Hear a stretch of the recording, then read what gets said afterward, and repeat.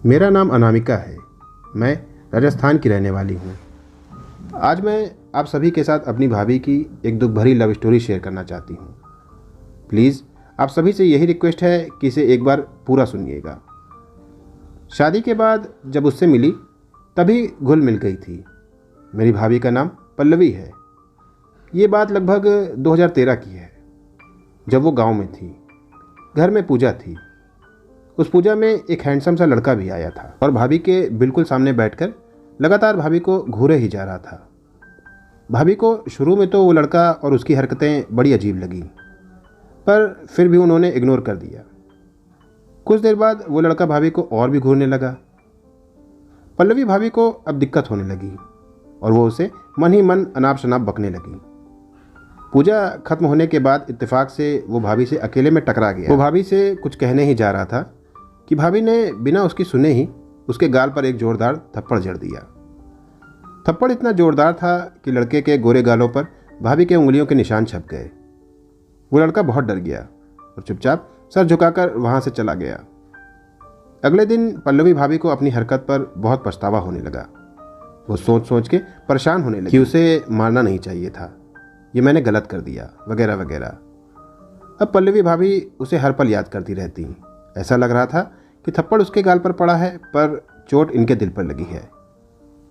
एक दिन भाभी कुछ सामान लेने मार्केट गई थी और शॉपिंग वगैरह करके ऑटो से घर को लौट रही थी।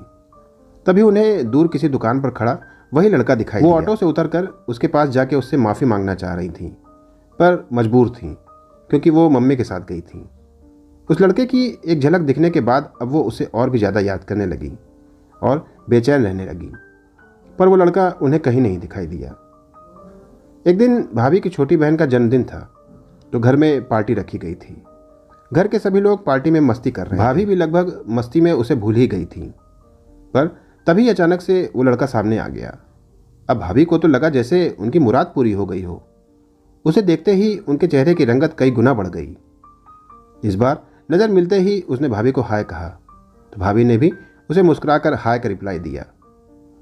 लड़के को इस प्रतिक्रिया से काफ़ी सुकून मिला कि चलो इस बार थप्पड़ तो नहीं मिला। तभी पीछे से भाभी के भैया आ गए और बोले, अरे सोहन, आ गया तू, चल आ जा, जरा सजावट में मेरी हेल्प कर दे।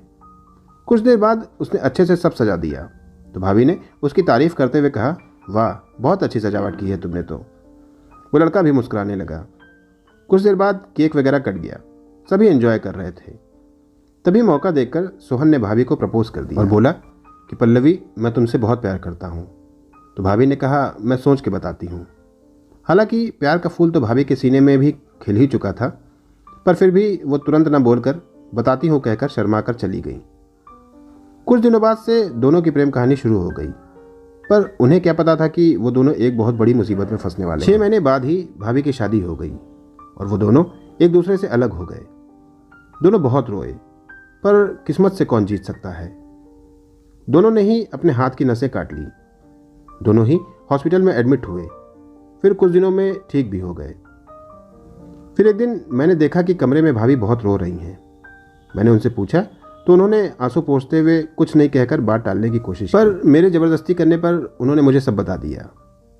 मैं उनकी बातें सुनकर दंग रह गई कि भाभी का कोई बॉयफ्रेंड भी है, और उन पर तरस भी आया कि भाभी का प्यार अधूरा रह गया। तो मैंने भाभी और सोहन को मिलाने का फैसला कर लिया और कुछ दिनों बाद मैंने भाभी और सोहन को मिलवा भी दिया।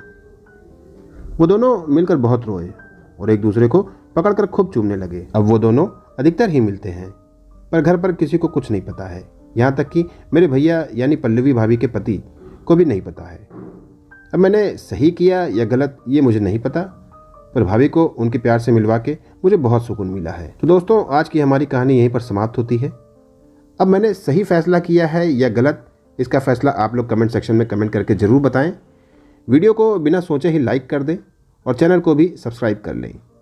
पास ही दी गए बेल आइकन को प्रेस करके उसे ऑल पर ज़रूर सेट कर लें, ताकि मेरी आने वाली सभी वीडियोज़ की नोटिफिकेशन सबसे पहले आप तक पहुँच सके। मिलता हूँ फिर किसी नई कहानी के साथ, तब तक के लिए धन्यवाद।